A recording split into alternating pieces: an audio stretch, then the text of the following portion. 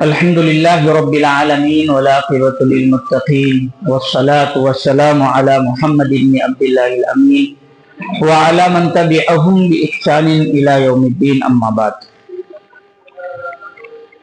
قال الله تبارك وتعالى في القرآن المجيد والفرقان الحميد: أعوذ بالله من الشيطان الرجيم، بسم الله الرحمن الرحيم. إن الذين قالوا ربنا الله ثم استقاموا تتنزل عليهم الملائكة. وقال تعالى في موضع آخر: ادعوا إلى سبيل ربك بالحكمة والموعظة الحسنة وجادلهم بالتي هي أحسن.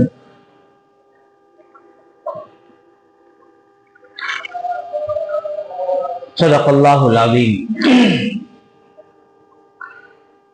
رب اشرح لي صدري ويسر لي أمري واحلل عقدة من لساني يفقهوا قولي.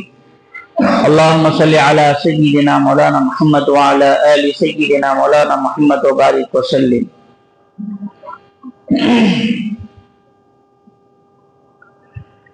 قابل احترام بزرگ اور حدیث نوجوان ساتھی،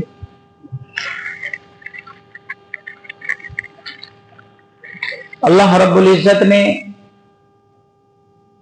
مجھے اور آپ کو دنیا کی سب سے قیمتی نعمت، یہ بات اور ہے کہ اس قیمتی نعمت کا مجھے اور آپ کو اندازہ نہیں ہے. وہ نعمت دے کر ہمیں دنیا میں بھیجا. اصل میں مسئلہ یہ ہے کہ دنیا والے یا میں اور آپ، ہم نعمت اور اچھی چیز، قیمتی چیز اس چیز کو سمجھتے ہیں جس کو دنیا والوں نے بنا دیا. جیسے دنیا کے دولت کا مل جانا، دنیا کی شہرت کا مل جانا، دنیا کے اسباب کا مل جانا، دنیا کے اندر کام آنے والی چیزوں کا حاصل ہو جانا. ہم سمجھتے کہ یہی آدمی ہے جس کے پاس اللہ کی نعمتیں ہیں، اور ہمیں وہ چیز نعمت نظر نہیں آتی جو اللہ کے نزدیک قیمتی ہے. جیسے مثال کے طور پر یہ ساری دنیا کا نظام چل رہا تو ہمیں سورج کے نکلتا ہوا دکھتا، ڈوبتا ہوا دکھتا، چاند رات میں نظر آتا، بارش ہوتے ہوئے دکھتی، لیکن کبھی ہم نے یہ جاننے کی کوشش نہیں کی کہ اس کے پیچھے یہ بارش جو ہو رہی ہے، یہ جو چاند نکل رہا ہے، یہ سورج نکل رہا ہے، یہ کیسے نکل رہا؟ بارش کیسے ہو رہی؟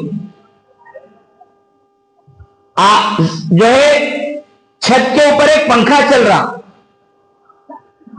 دنیا کے اس پنکھے کی ہمیں طاقت سمجھ میں آ رہی کہ بنانے والے نے کتنا زبردست پنکھا بنایا، اے سی بنایا، کولر بنایا. یہ ساری چیزیں ہمیں بظاہر نظر آ رہی تو ہمیں ظاہری طاقت کا اندازہ ہے، لیکن ان ساری چیزوں کے پیچھے جس طاقت کا حکم چل رہا ہے، کن فیکن والا معاملہ جو ہو رہا ہے، نہ ہم اس کے جاننے کی کوشش کرتے اور نہ اس کو سمجھنے کی کوشش کرتے. اور یہی ہے یؤمنون بالغیب، کہ غیب پر ایمان لانا. یہ ساری چیزیں، کیونکہ جتنے بھی انبیاء دنیا میں آئے سب نے یہ بنیادی عقیدہ بتایا اپنی اپنی قوموں کو، اپنے اپنے ماننے والوں کو، کہ کوئی بھی چیز دنیا کی، اگر یہ پنکھا بظاہر ہمیں نظر آئے گا کہ لائٹ پر چل رہا، بٹن دب رہا تو چل رہا، لیکن یہ عقیدہ ہے اور ہونا چاہیے کہ یہ اللہ کی مرضی کے بغیر نہیں چل سکتا. اس کے اندر اگر چلنے کی طاقت ہے، بظاہر ہے یہ کنیکشن سے چل رہا، یہ بجلی سے چل رہا، لیکن یہ اللہ کی مرضی کے بغیر نہیں چل سکتا. کائنات کا ایک پتا بھی اگر درخت پر ہے اور وہ ہل رہا ہے یا درخت سے گر رہا ہے یا درخت پر اگ رہا ہے تو یہ مرضی خداوندی کے بغیر نہیں ہے. یہ یقین سمجھنا پڑے گا، اور اس یقین کو سمجھنے کے لیے ہمیں وقت نکالنا پڑے گا. اس یقین کو اپنے دل و دماغ میں بٹھانا پڑے گا. اگرچہ تمہارا دل، تمہارا دماغ ان ظاہری چیزوں کے باوجود سمجھنے کو قاصر ہے، دل مطمئن نہیں ہے، دماغ اس کے لیے تیار نہیں ہے، لیکن پھر بھی آپ کو یہ بات بٹھانا پڑے گا اپنے دل و دماغ میں کہ اس کائنات کے اندر اللہ رب العزت کی مرضی کے بغیر کچھ نہیں ہوتا ہے. مثال کے طور پر دنیا دارالاسباب ہونے کے ناطے ایک چیز سمجھ میں یہ آتی ہے کہ جب ایک مرد اور ایک عورت دونوں ملتے ہیں تو دنیا کی ساری سائنٹسٹ، ساری ٹیکنالوجی، ساری ترقی یافتہ چیزوں کے بنانے والے بڑے بڑے ماہرین، بڑے بڑے سائنٹسٹ، سائنسداں، سب کا یہی ہے کہ مرد اور عورت دونوں ملیں گے تو بچہ پیدا ہوگا. ایک آدمی چلے جائے دواخانے میں اکیلا اور ڈاکٹر سے دوا لے کہ ڈاکٹر صاحب اولاد نہیں ہو رہی، پہلی دن وہ دے دی گی، بھائی دوا لے لو، کچھ پوچھے گی. دوسرے دن، تیسرے دن، 2 ہفتے بعد، 3 ہفتے بعد پھر آ رہے حضرت، ڈاکٹر نے پوچھا کہ آپ کی وائف کہاں ہے؟ اس نے کہا کہ میری تو شادی نہیں ہوئی. تو وہ یہ کہیں کچھ کہنے سے پہلے تو 50 ڈالے دیں گی، برا بھلا دیں گی. ارے عورت ہی تو بچے کہاں سے ہوں گے؟ عورت چلے جائے اور وہ کہے کہ مجھے بچہ نہیں ہے تو اس سے پوچھا جانا کہ آپ کا ہسبینڈ کا ہے، آپ کے شوہر کا ہے، وہ کہے میری شادی نہیں ہوئی. کیونکہ دنیا والوں کا نظریہ یہی ہے کہ جب تک ایک مرد اور عورت نہیں ملیں گے بچے نہیں ہوں گے. اور اللہ نے دارالاسباب کے ناطے یہ سبب بنا دیا ہوا ہے، لیکن اللہ نے یہ سارے اسباب کو ختم کرتے ہوئے حضرت مریم علیہ السلام کے ذریعے سے یہ بتایا، وہ مثال پیش کی. قرآن میں واقعہ ہے کہ بغیر شادی یعنی بغیر مرد کے ملے ہوئے اللہ تعالیٰ نے حضرت مریم کو جو لڑکا یعنی حضرت عیسیٰ کی شکل میں جو لڑکا دیا وہ کسی مرد کے ملنے سے نہیں دیا، صرف ایک تنہا ایک عورت کے ذریعے سے اللہ تعالیٰ نے حضرت عیسیٰ علیہ السلام کو پیدا فرمایا. لمبا چوڑا واقعہ ہے، فرشتے گئے، یہ ہوا وہ ہوا، اور حضرت عیسیٰ علیہ السلام حضرت مریم کے بطن میں، پیٹ میں جو ہے پرورش پائے، آپ کا جو وجود ہوا، اور پھر اللہ تعالیٰ نے جو دنیا میں ان کو لائے. اللہ تعالیٰ نے بغیر کسی مرد اور عورت کے بھی حضرت آدم علیہ السلام کو پیدا فرمایا. اللہ تعالیٰ نے بغیر عورت کے صرف حضرت آدم سے حضرت حوا کو پیدا فرمایا. یہی چیزیں بتا دی ہے کہ ہمیں اللہ کی مخلوق میں، اللہ کی پیدا کی ہوئی چیزوں میں غور و فکر کرنا پڑے گا. اسی وجہ سے اللہ نے قرآن میں فرمایا ان فی خلق السماوات والارض واختلاف اللیل والنہار لآیات لأولی الالباب، کہ زمین کے اندر جو اللہ تعالیٰ نے دن اور رات دونوں کا تذکرہ کر دیا کہ رات میں غور کرو، دن میں غور کرو. ان فی خلق السماوات والارض، آسمان اور زمین کے اندر جتنی بھی چیزیں، جتنی ساری چیزیں، ان ساری چیزوں کے اندر غور کرو اور اپنے خالق کو ڈھونڈو.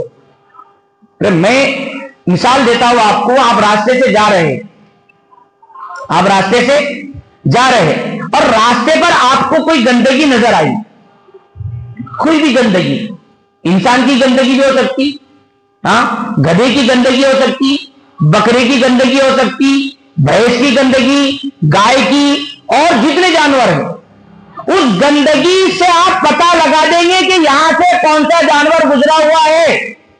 وہ گندگی بتا دے گی آپ ایسا نہیں کہ گدھے کی گندگی کو دیکھ کر بیل کا پتہ لگے گا، بیل کی گندگی کو دیکھ کر گدھے کا پتہ لگے گا، انسان کی گندگی کو دیکھ کر جو ہے کسی جانور کا پتہ لگے گا۔ آپ کی عقل، آپ کا دماغ، آپ کی سوچ بتا دے گی کہ یہاں سے یہ جانور گزرا ہے، یہاں یہ جانور آیا تھا اور یہ گندگی اس نے کیا۔ تو جب ایک جانور کی گندگی اپنے جانور کا پتہ بتا سکتی ہے تو پھر کیا یہ اتنی بڑی کائنات کے اندر یہ سارا نظام جو چل رہا ہے، یہ سورج نکل رہا ہے، یہ چاند آ رہا ہے، یہ چاند غروب ہو رہا ہے، چاند ڈوب رہا ہے، سورج غروب ہو رہا ہے، بارش ہو رہی ہے، سردی ہو رہی ہے، گرمی ہو رہی ہے، ارے کس کی مجال ہے یہ؟ کس کی اتنی طاقت ہے، کس کی اتنی قدرت ہے جو سارے نظام کو چلا سکے؟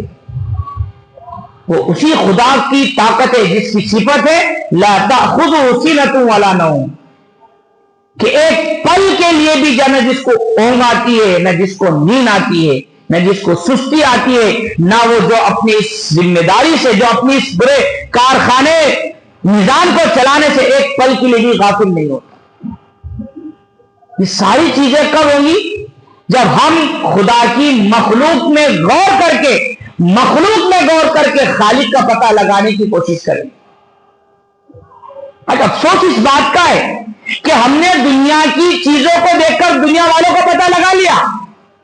ارے کیا بھاری موبائل بنایا، ارے موبائل میں کیسے کیسے فنکشن آ گئے، کیسے کیسے ٹیکنالوجی آ گئی، اتنا کا سیم کیا کام کر رہا، اتنا کا سیم اس کے اندر کتنی جو فیسلٹی آ گئی، اتنا کا موبائل اس کے اندر، وہ ایک آدمی یہاں ہے اور وہ امریکہ میں بات کر رہا، وہ لندن میں بات کر رہا، وہ عرب میں بات کر رہا، وہ ویڈیو کالنگ کر رہا، وہ آڈیو کالنگ کر رہا، یہ کر رہا وہ کر رہا۔ ہم نے موبائل کو دیکھ کر موبائل بنانے والے کی طاقت کا اندازہ لگا لیا، لیکن پوری کائنات کو دیکھ کر کائنات کے بنانے والے کا اندازہ نہیں لگایا، اس کی طاقت کا اندازہ نہیں لگایا۔ خدا کی قسم اگر اس کی طاقت کا اندازہ اگر ہو جاتا، جیسے آج موبائل کو دیکھ کر موبائل کی طاقت کا اندازہ ہو گیا، اس لیے آدمی لاکھوں روپے کا موبائل لے رہا، اندازہ ہو گیا نا اس کی طاقت کا۔ تو اچھا ہینڈسیٹ ہے، ساری چیزیں، لیکن پھر بھی اس کو بیچ کے دوسرا لے رہا۔ اس کی طاقت کا لوہا مانا لوگوں نے، اور اس کی موبائل فیمس کیوں ہوا، موبائل اتنا مشہور کیوں ہوا؟ ہم نے اس کی طاقت کا اندازہ لگایا، اس کی طاقت کو ہم نے پہچانا، تب جا کر آج ساری دنیا میں موبائل کا بول بالا ہے۔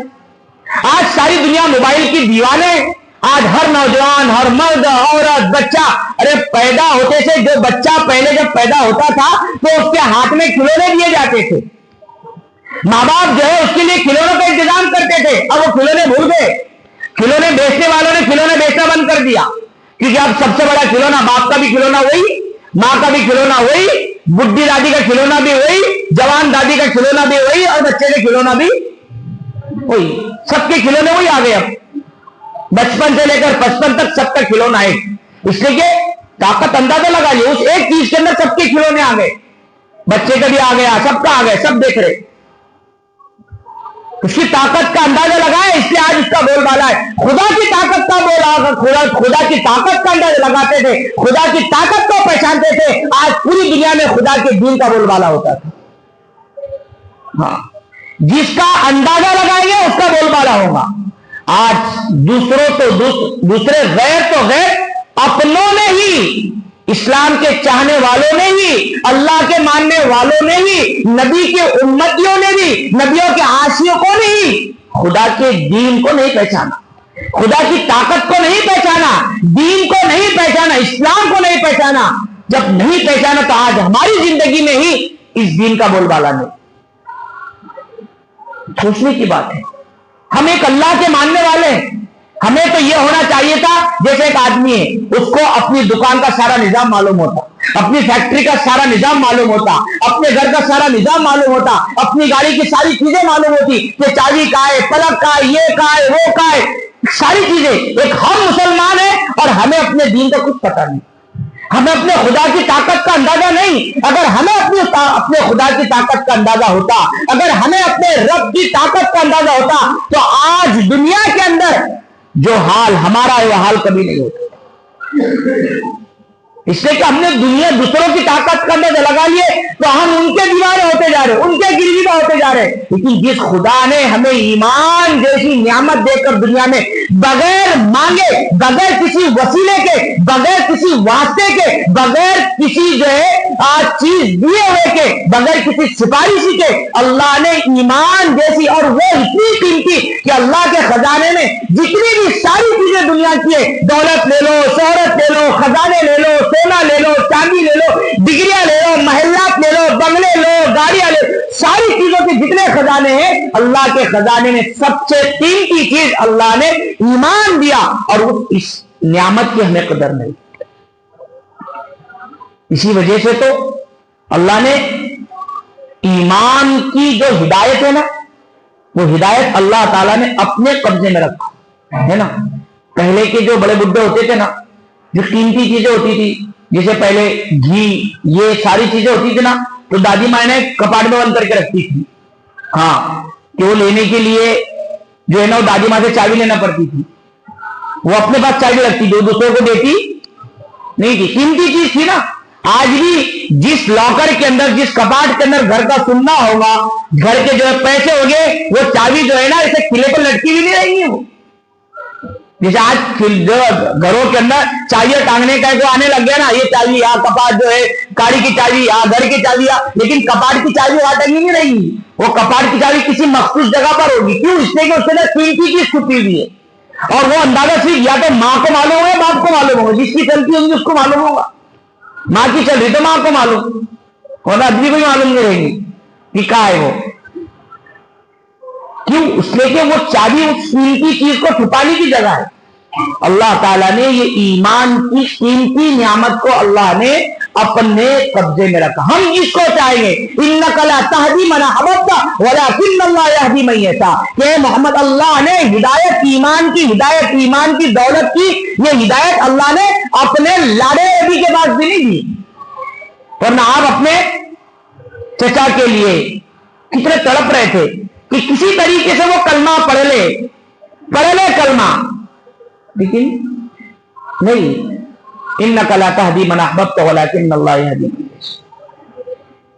اللہ تعالیٰ, یہ حضرت بلال حبشی رضی اللہ تعالیٰ عنہ کا جملہ کہ وہ فرماتے تھے کہ اللہ یہ تیرا کتنا بڑا احسان ہے, ہاں کتنا بڑا احسان ہے اللہ رب العزت کہ تو نے یہ ایمان کی جو ہدایت کی, یہ اللہ تو نے اپنے قبضے میں رکھا.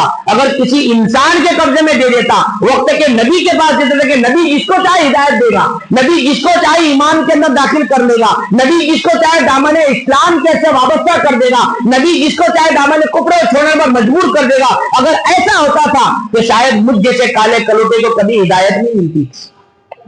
ہم کے پاس کیا تھا؟ نہ صورت تھی, نہ سیرت تھی, نہ دولت تھی, نہ کوئی عہدہ تھا, نہ آپ وہاں کے رہنے والے تھے, دکھنے میں بھی بھدے, کلر بھی کالا, کچھ نہیں تھا. لیکن ہدایت اللہ نے اپنے پاس رکھی, کیونکہ اللہ ہدایت دینے کے لیے دنیا کی چیزوں کو نہیں دیکھتے. ہاں, اللہ تو ہدایت دینے کے لیے انسان کے دل کو دیکھتے کہ یہ دل جو انسان کا ہے یہ میرے لیے کتنا تڑپ رہا ہے, کتنا مچل رہا ہے. یہی وجہ ہے آج کہ آج ہمیں ساری چیزیں سمجھ میں آ رہی, ہمیں دنیا کی ساری طاقت کا اندازہ معلوم ہو رہا, لیکن اللہ کی طاقت کا اندازہ کیوں نہیں معلوم ہو رہا؟ حالانکہ ہم سب بولتے کہ کرنے والی ذات اللہ کی ہے, اللہ سے سب کچھ ہوتا, اور کئی مرتبہ اس کے ہم نے اپنے آنکھوں سے زندگی کے اندر, پرسنل زندگی بھی, دوسروں کی زندگی میں بھی, اور اجتماعی زندگی کے اندر بھی, اکیلے پن کی زندگی کے اندر بھی اس کا ہم نے مشاہدہ بھی کر لیا, تجربہ بھی کر لیا کہ آپ نے لاکھ منصوبے بنا لیے کہ ایسا کر لیں گے, اس سے ایسے لے لیں گے پیسے, اس کو ایسا دے دیں گے, پھر اس کو ایسا کر دیں گے, پھر ایسا ہو جائے گا, پھر کا پرافٹ ہو جائے گا, ایسا کر لیں گے. لیکن معلوم ہوا کہ 15 دن کے بعد وہ ساری پوری اسٹوری بنا کے رکھے تھے, وہ 15 دن کے بعد پھر کچھ نہیں ہوا, سب پھیل کے فیل ہو گئے. وہ ساری چیزوں کو فیل کرنے والا کون ہے؟ وہ اللہ ہے. ہاں, کہ تمہارے کرنے سے, تمہارے سوچنے سے کہ میں ایسا کر لوں گا, میں ویسا کر لوں گا, ایسا ہو جائے گا تو ویسا ہو جائے گا, کچھ نہیں. جو اللہ چاہے گا وہی ہوگا. ہاں, یہ یقین بیٹھانا پڑے گا ہمیں. جب یہ یقین بیٹھے گا تب پھر انسان کی زندگی کے اندر اعمال سدھریں گے. ہاں, اعمال زندگی کے اندر آئیں گے. آج ایمان والوں کی زندگی میں اعمال نہیں ہے, اس کی وجہ یہ ہے کہ انہوں نے خدا کی طاقت کو پہچانا نہیں. ورنہ صحابہ کرام کی زندگی آپ اٹھا کر دیکھیں, وہ ان سے زیادہ ان پڑھ کوئی نہیں تھے. اس زمانے میں اہل عرب کے زمانے میں جو ہے سرزمین عرب پر پڑھنے لکھنے کا رواج نہیں تھا. بدو تھے, بالکل جاہل, دیہات کے رہنے والے, اکھڑ دماغ کے. ہاں, ان کو کچھ نہیں آتا تھا. یہ حال تھا ان لوگوں کا کہ ان کے اوپر کوئی بادشاہ کرنے کو تیار نہیں تھا, کوئی ان پر حکومت کرنے کو تیار نہیں تھا. نہیں بھائی سب کریں گے لیکن ان پر حکومت کریں گے نہیں. اتنے ان پڑھ قوم تھی, قبیلوں میں بیٹھے بیٹھے, جس کی جا جس کی طاقت کا اندازہ چل رہا, جس کی جا چل رہی وہ اس کی حکومت. کوئی قبیلے پر راج کر رہا, کوئی بستی پر راج کر رہا, کوئی کا راج کر رہا, بس اپنا اپنا اس کی جگہ پر. مستقل کوئی بادشاہ پورے خطے عرب پر راج کرنے کو تیار نہیں تھا, کہ ان کی سوچ ایسی تھی, ان کے پاس کوئی تہذیب نہیں تھی, کچھ نہیں تھی. دین وہاں آیا, اسلام کا سورج وہاں طلوع ہوا, اور ان کو سب سے پہلے یہ چیز ان کے دل و دماغ میں ڈالی گئی کہ اللہ ہی سب کچھ کرنے والے ہیں. یہ جتنے بھی معبودان باطلہ کو تم نے اپنا معبود بنا کر رکھا ہوا ہے, جتنے 360 بت مکہ کے اندر, مکہ کی سرزمین بیت اللہ کے اندر لگا کر رکھے گئے, جن کی تم عبادت کرے کہ بارش والا یہ, اور پانی والا یہ, روزی دینے والا یہ, فلاں یہ سارے کچھ نہیں ہے, صرف ایک اللہ کی ذات سے ہونے والا ہے. یہ بات ان کے دل و دماغ میں اللہ کے نبی صلی اللہ علیہ وسلم نے بیٹھائی. دین ان کے دل و دماغ میں بیٹھایا, ان کے دل میں اللہ کا خوف بٹھایا, ان کے دل میں نبی کی محبت بیٹھائی, ان کے دل میں غیر اللہ کا خوف نکال کر, غیر اللہ کا ڈر نکال کر اللہ کا خوف ڈالا. ان کے اس وجہ سے اللہ نے فرمایا اولئک الذین امتحن اللہ قلوبہم للتقوی, کہ اللہ نے ان کے دلوں کا پہلا امتحان لیا, تب جا کر ان کو اللہ نے اپنے نبی کا صحابی بنایا, تب جا کے اللہ نے ان کو صحابی کا لقب دے کر دنیا والوں کے لیے پھر ہدایت کا چراغ بنا کر پوری دنیا کے اندر. سوچنے کی بات ہے کہ وہ لوگ جو خود راہ پر نہیں تھے وہ اوروں کے ہادی بن گئے, جو خود جن پر خود بادشاہ کرنے کو کوئی تیار نہیں تھا وہ لوگوں پر بادشاہ کرنے بن گئے, جو جن کو خود کوئی چیز سمجھ میں نہیں آتی تھی وہ لوگوں کو سمجھانے بن گئے. کیا چیز تھی, کون سی چیز جو ان کی زندگی میں انقلاب لایا؟ وہ اللہ کا خوف تھا, وہ اللہ کا ڈر تھا. دل کا بدل جانا یہ حقیقی انقلاب ہے. بات یاد رکھو آپ. آج ہم کیا سوچ رہے, آج ہمارے اپنے ملک کے حالات لے لیں, ہم سوچ رہے کہ کوئی انقلاب آ جائے, کوئی انقلاب آئے گا تب جا کے حالات بدلیں گے. یہ انقلاب ہم سمجھتے کہ سیاست کا انقلاب آئے گا, ہم سمجھتے حکومت کا انقلاب آئے گا, ہم سمجھتے کہ فلاں انقلاب آئے گا. یہ انقلاب ہے کیا؟ ہم نے دنیا کے انقلاب کو سمجھا, لیکن حقیقی انقلاب کیا یہ سمجھنے کی ہم نے کبھی کوشش نہیں کی. اصل میں لفظ انقلاب جو ہے نا یہ قلب سے بنا ہوا. ہاں, انقلاب کے اندر جو 3 لفظ قاف لام با, یہ قلب یعنی دل, اور حقیقی انقلاب یہی ہے کہ جب جس انسان کا دل بدل جاتا ہے اس کی زندگی میں انقلاب آ جاتا. تو ہم نے دنیا کے انقلاب کو سمجھے لیکن اپنے دل کے انقلاب کو نہیں سمجھے کہ میں بدل جاؤں, میرا دل بدل جائے گا, میری زندگی میں انقلاب آ جائے گا. اگر ہر آدمی یہ سوچ لے کہ میرے دل کے اندر انقلاب آ جائے گا, میری زندگی میں انقلاب آئے گا, میرے محلے میں انقلاب آئے گا, میرے گھر میں انقلاب آئے گا, میرے خاندان میں انقلاب آئے گا, میری بستی میں انقلاب آئے گا, میرے دوستوں کے اندر انقلاب آئے گا, اس انقلاب کی کسی کو فکر نہیں. اور وہ انقلاب آئے گا اللہ کا ڈر خوف پیدا کرنے سے, اللہ کے اوپر لائے ہوئے ایمان پر زیادتی کی وجہ سے, اللہ کے ایمان پر 100% عمل کرنے کی وجہ سے وہ حقیقی انقلاب آئے گا. اور دنیاوی بھی انقلاب اسی وقت آئے گا جب انسان کے دل میں انقلاب آئے. ہاں, خدا نے آج تک اس قوم کی حالت نہیں بدلی, نہ ہو جس کو خود اپنی حالت کے بدلنے کا.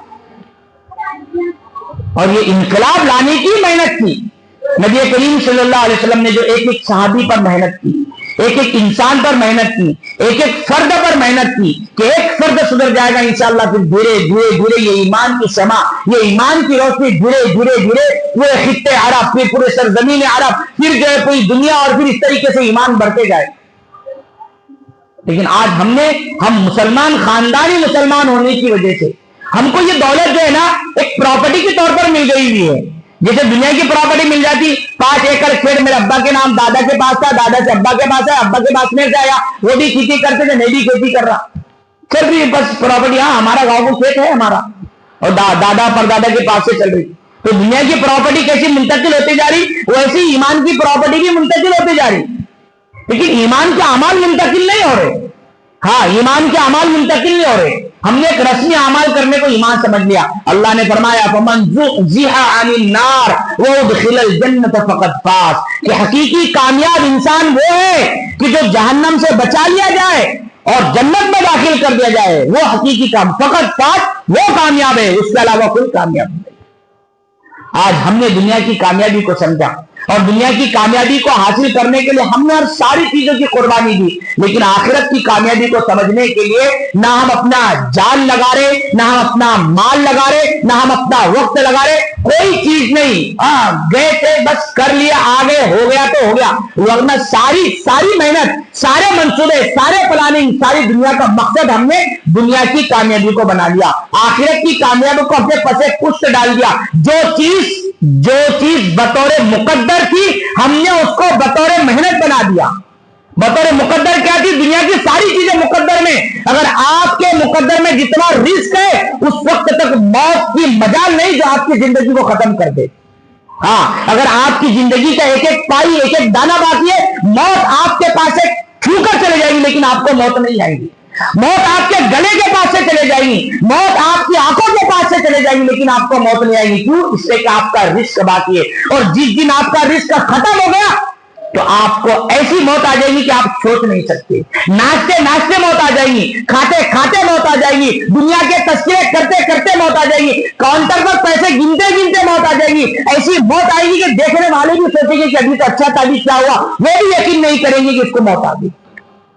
जब तक रिस्क है कोई चीज आपको नहीं सकती। तो जो चीज बतौर मुकद्दर थी हमने उसको बतौर मेहनत बना दिया। नहीं, इतनी मेहनत करेगी, ऐसा होगा वैसा होगा। और जो चीज बतौर मेहनत थी, यानी बकदरे मेहनत, जितनी मेहनत तुम आखिरत के लिए करोगे उतने दर्जात तुम्हारे बुलंद होंगे, हमने उसको बतौर मुकद्दर कर दिया। नहीं, मुकद्दर में हो तो जन्नत में चले जाएंगे।